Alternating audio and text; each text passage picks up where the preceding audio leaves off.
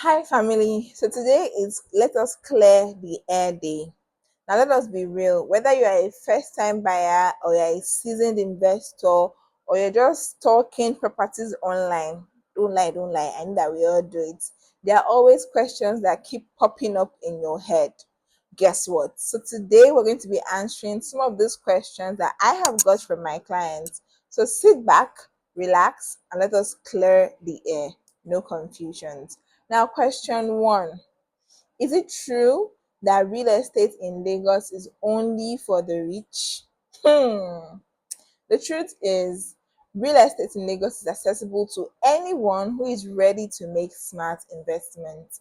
Yes, there are some areas like Ikoyi, Victoria Island, they can be expensive, but it doesn't mean that there are not plenty affordable options in places like Ikeja, Aja, and Ekpe. So it's like you're saying that it's only celebs that can eat at a fancy restaurant. That's very wrong. So whether you're buying a land or an apartment or a house, we always have an option that fits your budget, that suits your budget and your dreams. So give us a call. Question number two: what is the difference between a certificate of occupancy, that is a C of O, and a governor's consent?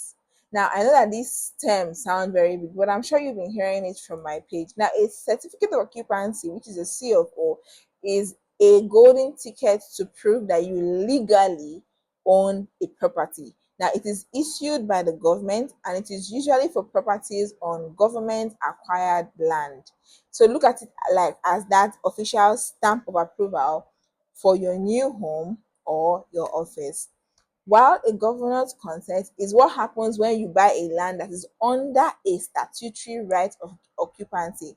It is like land from the government or from traditional landowners. So it is the government's way of telling you, okay, you can now legally buy, sell, or transfer ownership of this land. Do you understand that?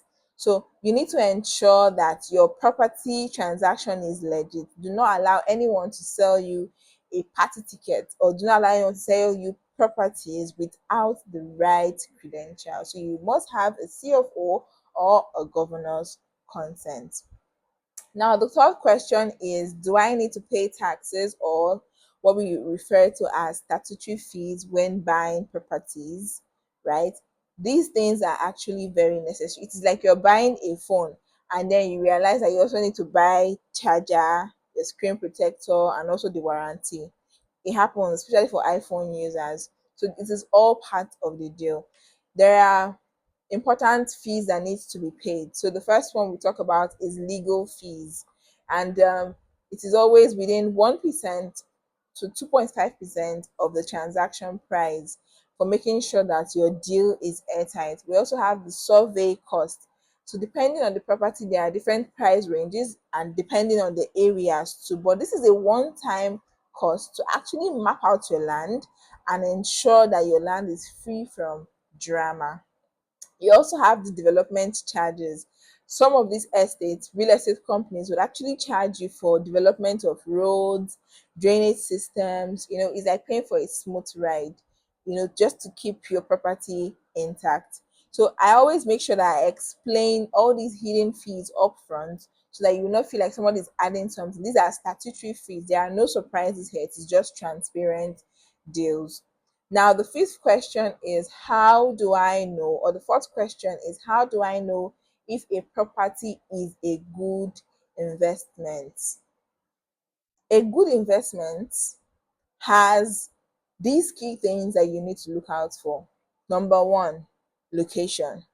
Always choose areas that are well connected and have a growing infrastructure.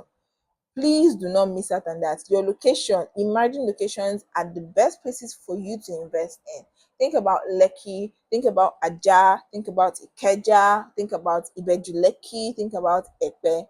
These are very good locations for you to invest in. I did not mention about that grill. Then the price. The price should not break your bank, but it should also have future appreciation potential. You don't want to buy a sinking ship, isn't it? So it should be something that you know that in the next 3 to 5 years there is potential for growth. And then documentation. Make sure that the property has clear documents. See, I'm dragging my ear. Clear documents like a CFO, a governor's consent, maybe a gazette. Well, a gazette is not a document actually. So please do not go and fall for trust me, now we get them. Please do not do that. Always check reviews. Like you're buying a new phone, you check reviews, abi you check features, you decide if it is worth the investment. So it's also with the same thing with real estate, but you know that this time around real estate has a lot of zeros behind, so you need to be very careful. We would always help you to analyze every property that you're interested in and also ensure that it checks all the boxes. So these are some of the questions that we have answered. Real estate is not scary, it is not confusing. If you have any other questions, kindly drop them in the comments box below and we'll be sure to answer them. Thank you very much and have a beautiful day. Bye.